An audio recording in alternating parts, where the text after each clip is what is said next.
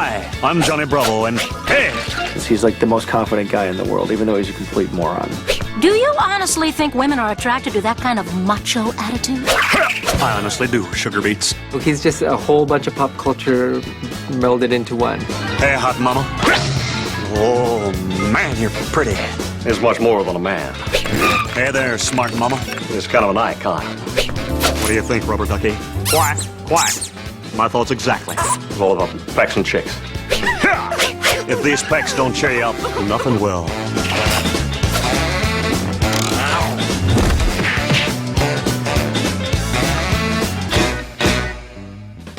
Well, Johnny Bravo stemmed from me needing to do my senior thesis project in college. The 3 Elvi is what it was going to be, about 3 Elvis impersonators, and they fought crime.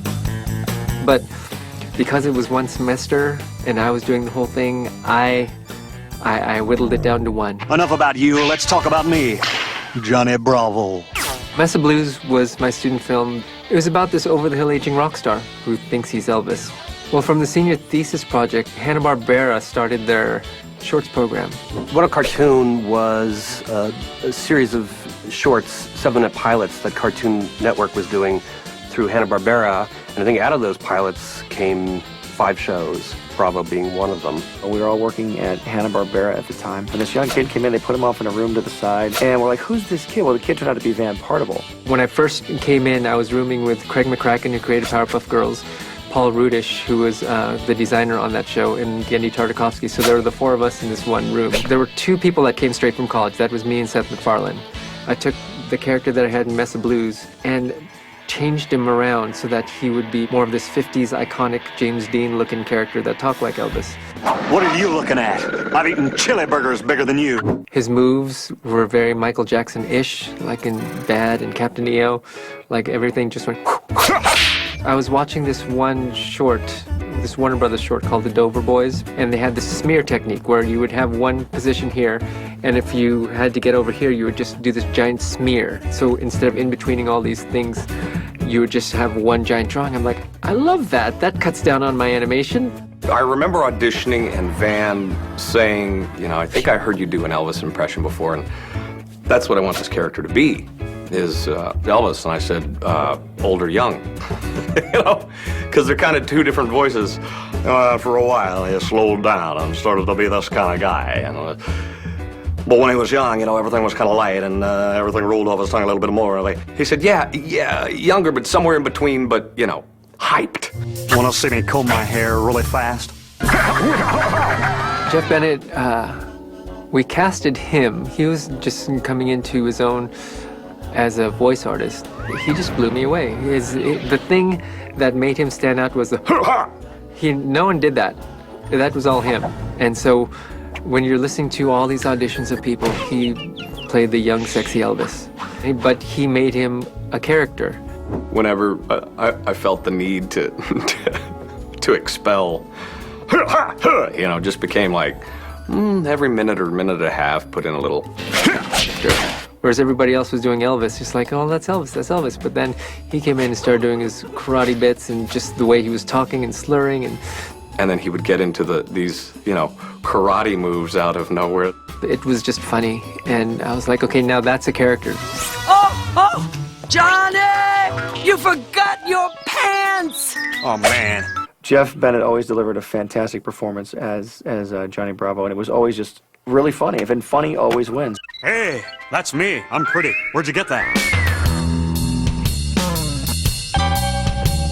Now that you have a character, you need a world. So we had to figure out what his life was like. So we came up with the mama.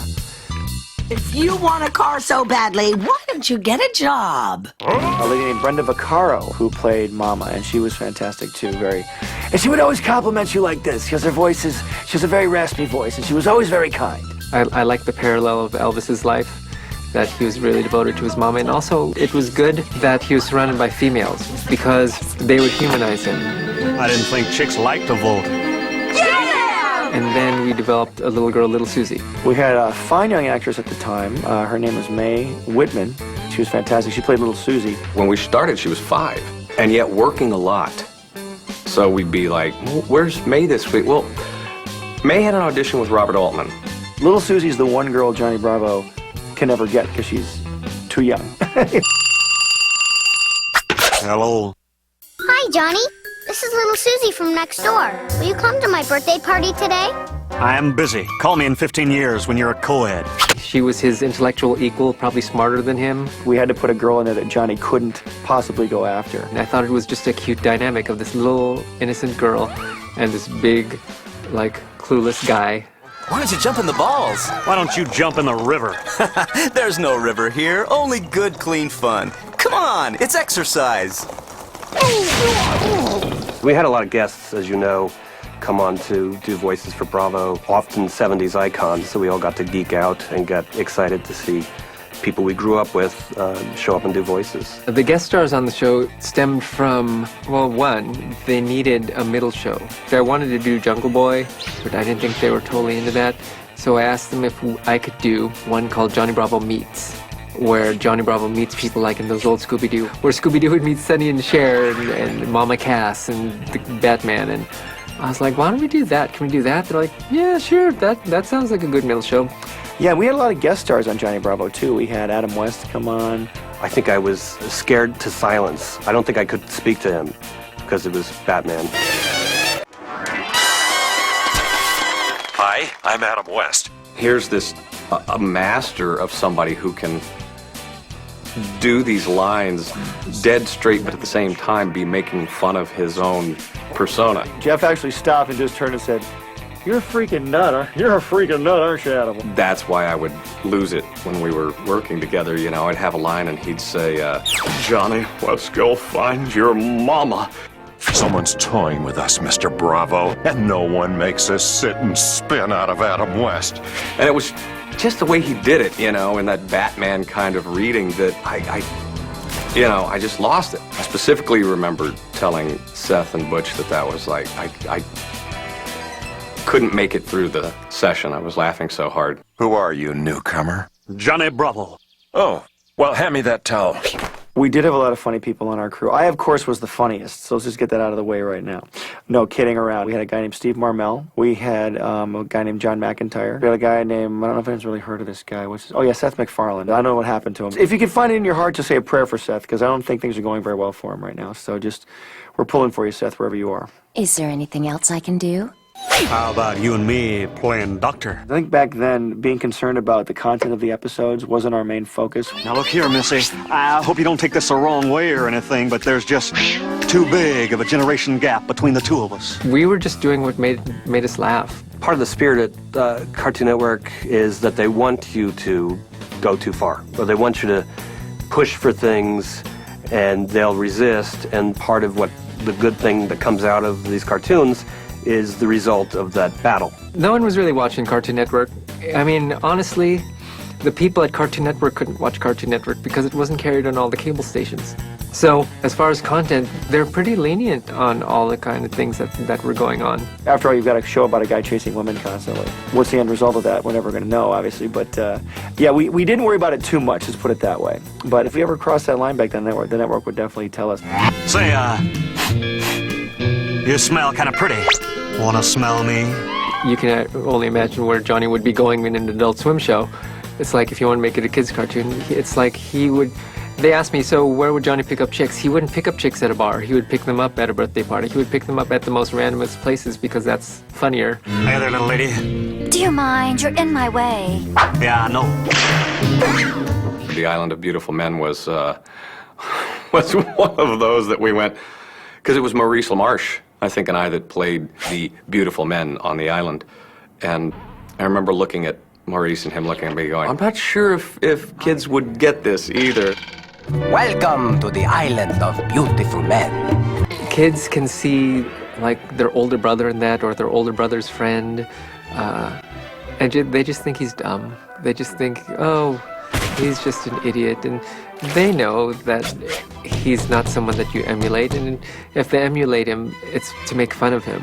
I think he's the only character that was as big as he was, but literally every episode got beat up by a different girl.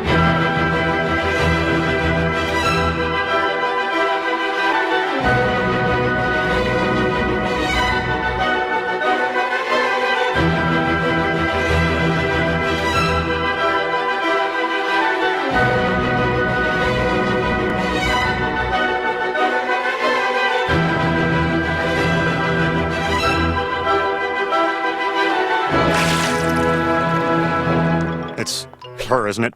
It's not me. It's her, right?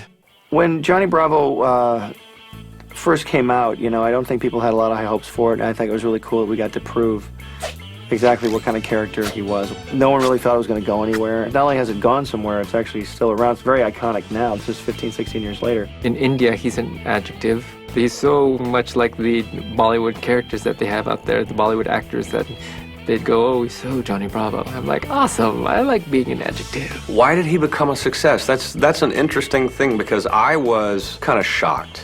I wish I could tell you the reason why Johnny Bravo was one of the Cartoon Network's tentpole series. It was just one of those characters that you come up with and they just came to life after you created them. The neat thing about Johnny was that he had a catchphrase. I didn't even come with a catchphrase, but if you had tours of kids coming by, like the tour guide would say, what does Johnny Bravo say? They'd go, whoa, mama. I think it did what a lot of good cartoons do, is straddle the generations. I think I know parents liked it because it was Elvis-y. And, you know, it evoked 60s animation, Hanna-Barbera at that time.